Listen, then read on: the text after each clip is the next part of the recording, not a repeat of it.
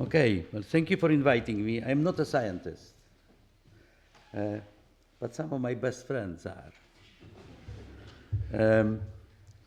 I'm a science publisher, but if I was a scientist and I was sitting here in the audience and I would see a science publisher coming up, I'd be very tempted to lynch him.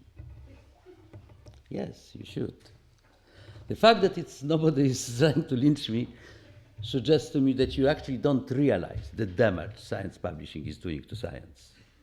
And I want to talk a little bit about that and how far it goes, how deep it goes, how significant the damage is. And then I'll finish with what we think are practical, pragmatic, possible solutions, but which will require your participation. So Alain was right, I was a sinner.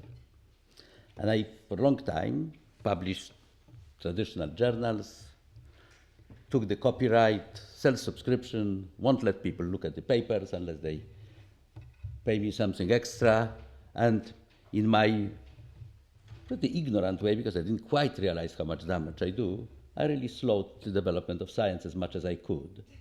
And the more I slowed it, the better money I made, and I sort of continued that way for a while. Together with everybody else, that was the way science publishing did work, and in many ways that's the way science publishing works today. When web arrived, everything changed, and just like for all of us, suddenly impossible things become possible and new ideas were being tried. I had a partial conversion. I realized that it's not necessary now for every library to have a journal, copy of a journal, so that the people in the institution go and look up a paper. I realized that one copy of a paper somewhere on a server is enough for the whole world. And that meant that the whole way we publish could change. And the most significant change of that, and the one that could have done most good, was to convert the scheme of publishing so that every article, every research article that's published can be available to absolutely everybody free of charge, without any restriction. We needed to make some manipulation of the existing scheme, and I was there at the very beginning. I went to NIH, and I proposed the idea which developed into open access. There were a number of other people working and thinking about that area, and we started. NIH started a repository for open access paper that everybody can go and look without any restriction. I started a publishing machine to publish papers that way, and open access was born. The number of, I was the only publisher at that point doing it, there was nobody else. But there were a number of scientists. David Lippmann, who is the guy who invented PubMed and who runs the NCBI in NIH. Harold Varmus, who was at that time the head of NIH, president of NIH, and was incredibly courageous because we all knew we will be attacked everywhere. Pat Brown and Mike Eisen, both wonderful scientists who were thinking about those issues and came up with many of the ideas, and we all worked together, and they were attacked. I was attacked, but I didn't mind, but they were attacked, and they had much more to lose than me. They were attacked by journals, by publishers, by societies, by other scientists, by friends. They thought that they are really going out there to destroy the industry which is doing so much good for science. And it was significant that nobody seemed to realize that what they were proposing is really important and positive. And I asked many people, why did nobody notice that there is something wrong about papers disappearing behind walls when it's not necessary? And nobody had an answer. And that's why this is the title of my talk, and I hope this moves it forward. Nobody knows. This is the world in which we sort of live. We just don't want to know.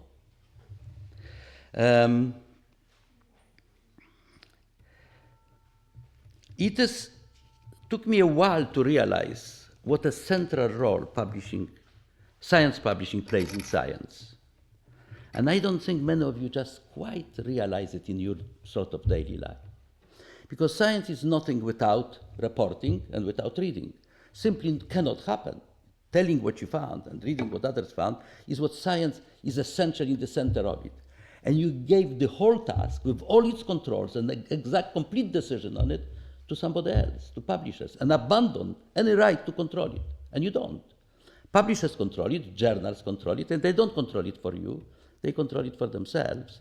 And on the way, they do a lot of harm, and they know that they do a lot of harm, and they sort of not rushing to change. Now, slowly, they trying to do it. Open access is winning. So open access journals are growing much faster than other journals. Traditional journals are going down slowly. And I think in some years to come, open access will become a universal way. The reason that it's winning is not so much because of individual scientists, but because the founders decided that it's in their interest. So the first people who supported open access were librarians, amazingly, who were prepared to pay, because the open access depends on paying at the beginning of the process, not at the end. There are some costs involved. Somebody has to pay for some of it. But at some point, all the major founders said, yes, it's in our interest to do it that way. We're better off that way. The costs are not that significant. And they came on board and they started mandating. So we now have some number of major founders who says you're not allowed to publish unless it's open access. Maybe with some delay. Hopefully the whole delay will disappear. But open access is winning. But open access didn't deal with all problems. It only dealt with the problem of access. It's a significant problem. The problem was relatively simple to solve, technically and conceptually. And it's sort of, it took a long time. It took more than 10 years for us to break even and a huge amount of money to actually demonstrate that open access is a viable publishing method. But it works. I want to now talk a little bit about some of the problems that remain that open access didn't touch, that open access is as guilty as closed access in those sins. And I want to later describe you what are the solutions we propose, an industrial solution, a strong solution capable of actually dealing with the problem. So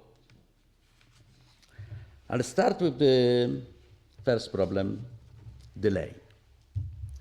It's bizarre, I can't understand. Life science runs for about 1 year delay. 1 year delay. Some papers take 6 months to come, some papers take a year and a half to come, but in general, simply open access, science publishing runs with 1 year delay.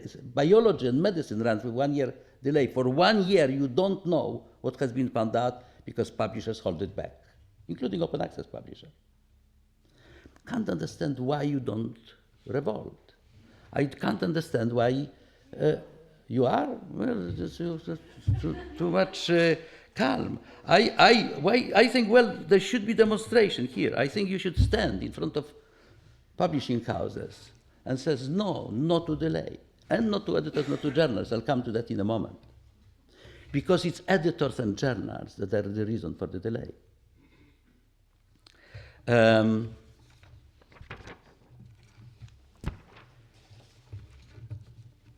The process, this curious process that produces the delay is that you send a paper and somebody who is probably not knowledgeable enough to really understand what the paper is about, the editor of a journal. Yes. He may be biologist once upon a time, but not all of them even are that, but he may have some knowledge about something, but the chance that he will actually understand your specific paper are very small. He takes it, and then he starts making decisions that are out of your control. He will invite referees. Sometimes he will tell you who they are. Often he won't, so you don't know who they are. And he asks the referees to do something for him, not for you. He is asking the referees to help him to reject your paper. Now the process starts where he basically, and for many of them, that's really what they are about, You don't quite know what's going on. They send you some bits of the report if they want to, and some other bits if they don't want to. Sometimes you get more, sometimes you get less.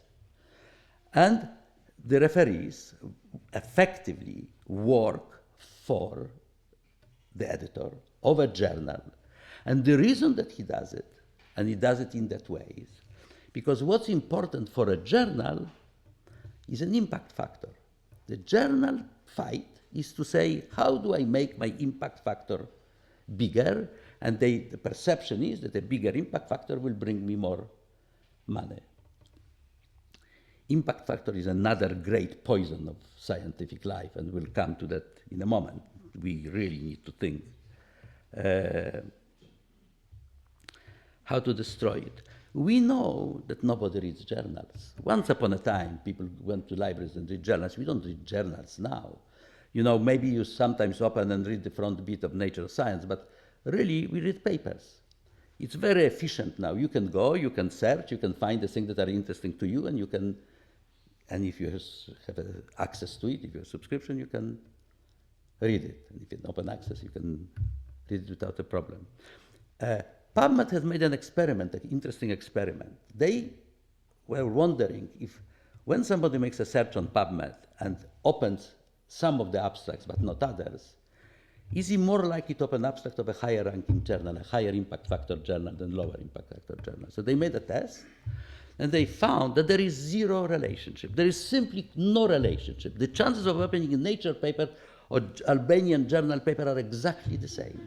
No different. They were so surprised, and nothing against Albania, they were so surprised they made the same experiment on a much bigger set, the same. And when you think about it, it's of course, it is like that. You find, you have a result, you look through it, you see if it answers the question you've put. If it answers, you open. If it doesn't answer, you don't open. You often don't even know, don't reach the point in which the journal is named. You're looking for an answer, not for a journal. So for readers, journals are not important. The importance of journals is only for authors. And the reason that journals are important for authors is because impact factor decides your future. And so you fight hard to get into one journal or another. Yes. And you know that the journal will delay your publication and that many bad things may happen on the way and will not understand and will give trouble. But you will fight and maybe wait for years to try to get into top-ranking journal. But the paper will be read in the same way. It doesn't matter where it was published. For you as a reader, it makes no difference. For you as an author, it only makes a difference for your career. Otherwise, it makes no difference. Yeah?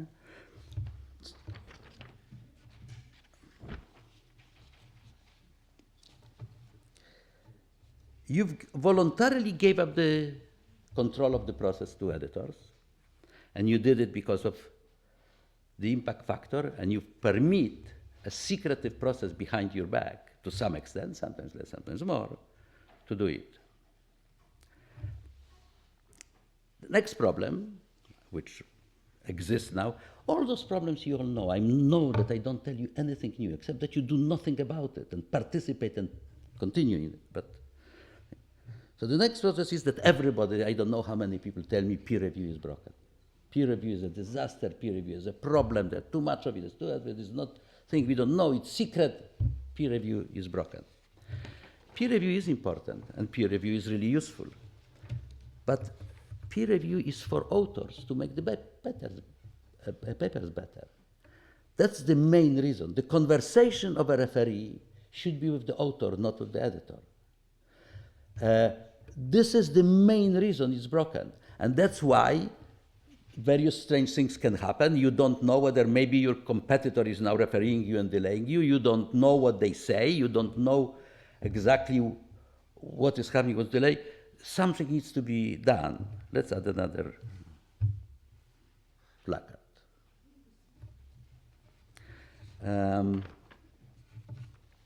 Next problem. Where is the data? Where is the data? That now we all probably heard about this various exercises in which people try to reproduce sets of papers and discover that 80% of them are irreproducible, 50% of them are irreproducible. What's going on? Is it possible? Can we be sitting now on piles of irreproducible papers that may not be true? And what is it for? And why is it happening? Well, it's because the data is hidden. Because people either don't give data, don't want to give data, hide the data, give partial data. I can't understand how referees can referee without the data, but they do.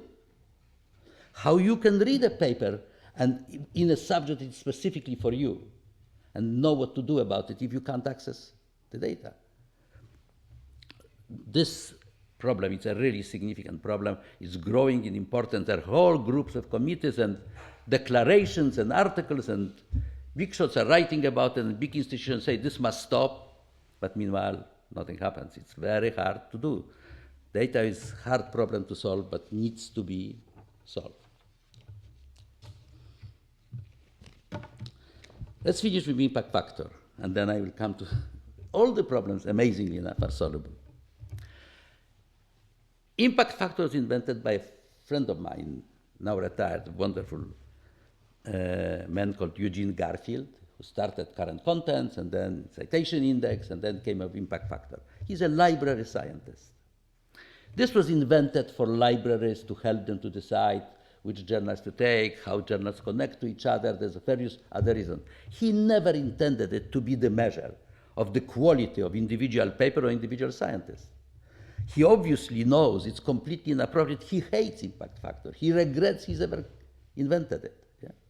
But it grows, and its dominance is so horrendous. And it stops everything. You know, it's very hard to start a new journal because nobody wants to publish in a journal that doesn't have an impact factor. But impact factor takes 5 years to get an impact factor. So for 5 years, journals have to struggle and hope and pray that they will survive. That changes completely the dynamics of the publishing world. They also very unfairly treat you. You know, you all probably know of completely inappropriate decisions, both for good and for bad, which are based on impact factor analysis. And more than that, you probably all participate. You probably are, some of you, on committees and groups and things where you make a decision whom to give a job or which thing or where to go based on impact factor data, which is not really meaningful. It's so problematic. It's so many ways. It has some uses. That to use this as the universal machinery, and now there are governments. China will pay people for articles that are published in impact factor above certain amount of money. There are countries that don't permit their scientists to publish in a journal without impact factor. They're forbidden. So they're not allowed to publish it. Poland, where I come from, is one of them.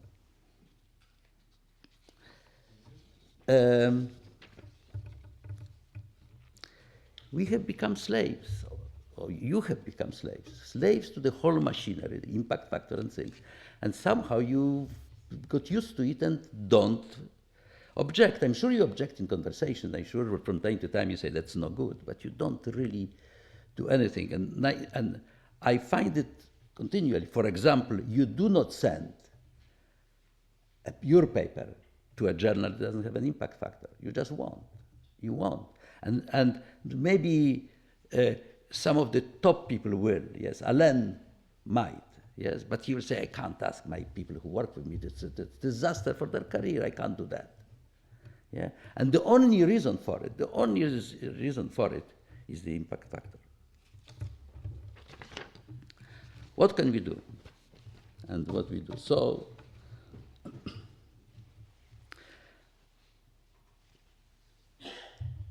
my partial conversion was the realization how important publishing is for science.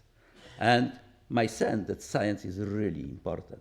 And it is wrong and it is bad for us as publishers to damage it. And we do. So open access was the first effort that we tried, and I've taken some very significant risks, but tried to do it, and it worked out in the end, and we showed that it's possible. And now we are trying to address all the other deals in some new way. Our organization is called F1000, and we are built, the whole structure, the whole idea, and the basis of the thing is those photographs can be changed from time to time. There are 10,000 faculty members. We started to think that it will be 1,000, but in fact, on the day one, it was 2,400, and we didn't think calling faculty 2,400 will work.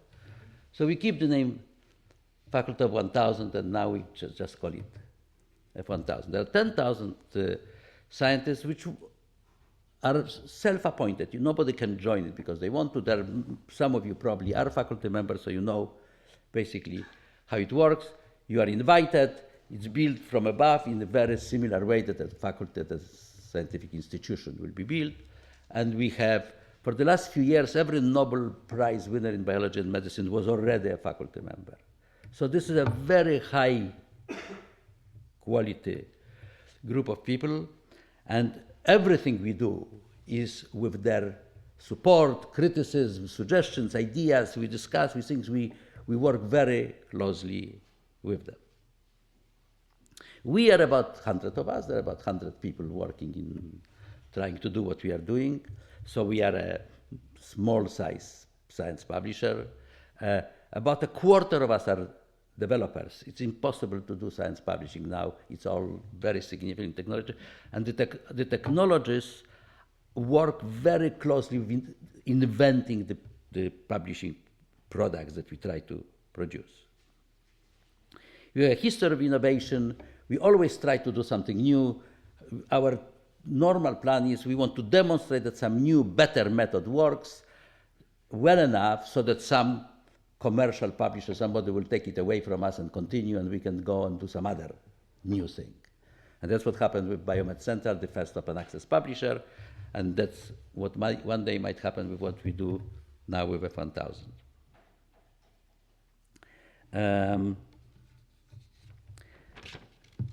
We are providing a group of 3 integrated services, and I'll quickly say a few words about each one of them. Prime, F1000 Prime. Here is a name.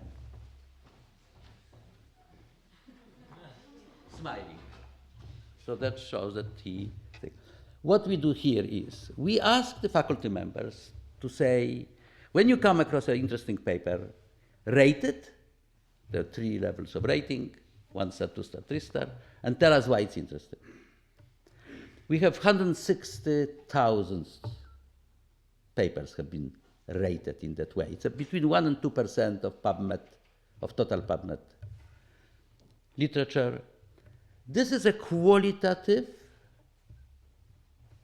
reporting on literature. In some sense, it's opposition to impact factor.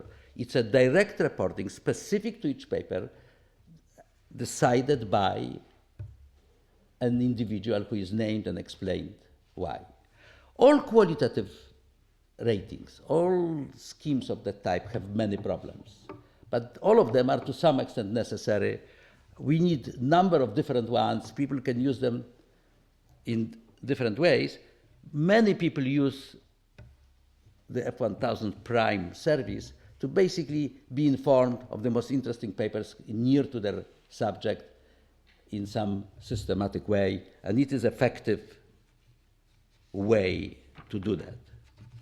It is a sort of alternative to impact factor, and some people use it. So, for example, Wellcome is using impact factor measurements to measure the success of specific research projects and some other things. And other people do similar things. We have some places which actually consult F1000 when they give funds or jobs or things. The next of the 3 things is F1000 Research. F1000 Research is a new and very different, and maybe this is the central point to make here. It's a way to publish research articles that copes, that tries to avoid the problems that are on the way. To avoid delay, the first problem I talked to, we published immediately. A paper comes, We have a very efficient technology to deal with it. We have a hygiene check. We look if it's a scientific paper. Does it come from a scientist? Does it come from a scientific institution? Doesn't look like a scientific paper. Does it obey certain basic ethical constraints? And we publish it within a week. So within a week, the paper is published. It looks exactly like a paper. It's citable. It has a DOI. People do cite it. But it's immediately marked awaiting peer review. So we do not publish without peer review. The moment of publishing triggers the peer review. Our peer review works. It's as strict as anybody, and actually I think in many ways stricter. It works in the following way. The author chooses referees. The author chooses referees, but he has to choose them from a list of permitted referees. That list is our faculty. They go and they try to find people within the faculty to ask to referee. If they can't find anybody there, then they suggest some names. We try to make sure that they are sufficient level of expertise, and we add them to the list of referees. We have developed a dynamic citation process which shows from the beginning and exactly what the level of where it is in the process of refereeing, and the refereeing in our case is a process, and it contains both the version number and the referee status. Here is a dynamic citation, and you can see that we say version 3 index means that it passed the refereeing process to a level in which PubMed, another indexing system, listed in PubMed. So the papers are not listed in PubMed immediately. PubMed only lists refereed papers, so they wait for a bit, and as soon as it passes refereeing status, it's published, and you see how it looks, the refereeing status as part of the dynamic citation. The author chooses referees. Referees reports come directly to the paper and appear immediately underneath the paper as soon as the referee sends them, with the name and affiliation of the referee, so that the refereeing is completely open, completely transparent.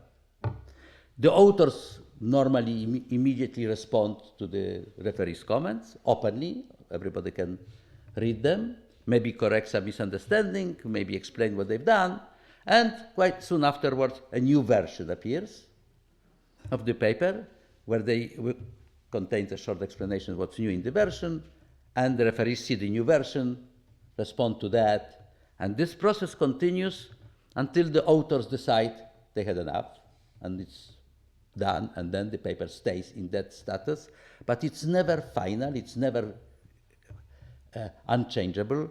There is no reason why the authors may not in 10 years' time decide that something changed significantly, they want to change and produce a new version of the paper, and that's fine. Nothing is removed. All the previous versions, all the comments referees, all the comments of authors, and also comments of readers who are registered within the system and are scientists and working scientists, all appear as part of the report.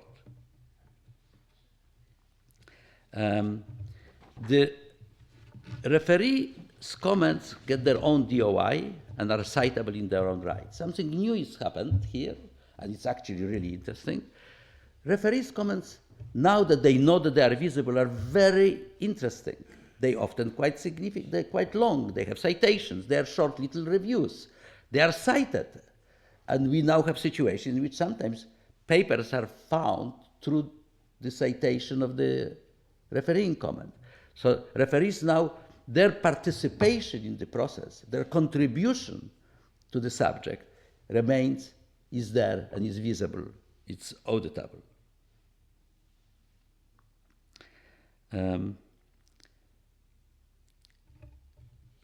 We demand that every paper provides all the data as far as we can judge on which the paper is based, and we work hard with many different groups to make the data visible in a usable way. We work on many viewers, other people work on many viewers. The data is available, accessible by every reader of the paper, including by the referees, and the referees do look at the data and play with it. We demand the data. Occasionally people don't want to give us the data. Usually we try to persuade them. Usually in the end they agree. If they don't agree, we don't publish. So that's the only way we will not publish, if the users refuse to provide data. We careful with the very specific data issues that may be unavoidable, but in general, we demand that the data is published. We are, of course, a completely open access publisher. Open access is sort of our conviction. We also operate a preprint server as a sort of a posting post, which can have images, illustrations, short comments, other things that is completely free and people put it. We encourage posters to go on preprint server, and we have many posters there. And we also encourage poster authors to say, when you feel you're ready, publish your poster. If you think the work is done and publish it, headed referee, it will be cited. Now we are launching a third part of the scheme. Very important and essential. I encourage you to go, and we're launching at the beginning of May, so in 2 weeks' time. It's worth it. It's a set of tools. We work hard over a number of years, and we've coded and worked, and it's a set of tools for authors to write, for authors, life scientists to write. So we have really fantastic tools. We have a better reference manager than any other reference manager around. We have a better library builder of PDFs than any library builder around.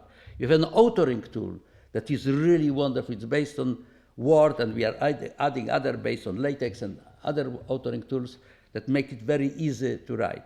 We have schemes to discover literature, including an automatic way by which, as you write or as you work, references sent to you that algorithmically are thought to be potentially relevant to you.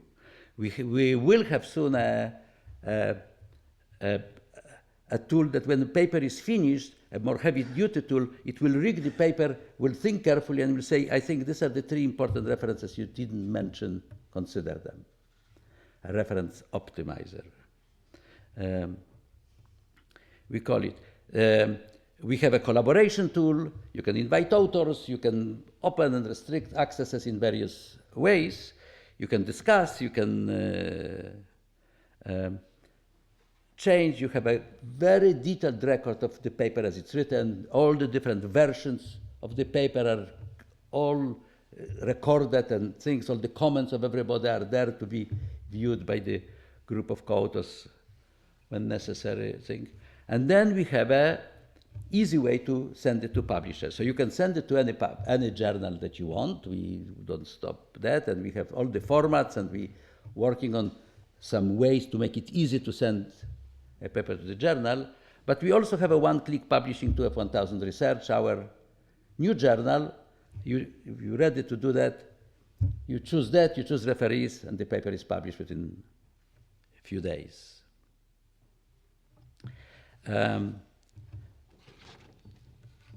We need your participation, we need support. For us to win, we need 2 things. We need authors to stop being afraid and do what they think is right for science and right for you. We need to defeat impact factor. It's not going to be easy. That can only be done by major bodies, by governments, by things. I've just been told that apparently Australia is considering banning impact factor country-wise. Nobody is going to be allowed to mention impact factor in any job interview. You will not be able to, listed journal names will not be in there. You will not be allowed to mention in which journal things are published. Harold Varmo said that they are planning in NIH now not to give citations, but ask authors to say what they found. So they short description what they found, not citation from a paper, and that will be the beginning of a consideration. So somehow impact factor needs to be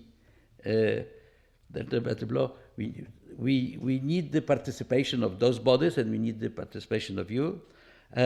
We determined to fight, and we determined to win, and we patient, and we took us 10 years to do open access. This might take us 10 years. I think all of you will find the workspace fantastic. This completely changes the routine of writing, and all of you write, and all of you to know that it's a real hustle. This is a major jump forward in that world. I think anybody who ever published in F1000 Research tends to publish again. Alain published in F1000 Research. Was it okay? Yeah. Very good. I won't say no. Well, you could. Why not? I mean, you are fearless. We all know. So that's what it is, and I think the solution is possible. We are out there. Thank you for listening. This is me.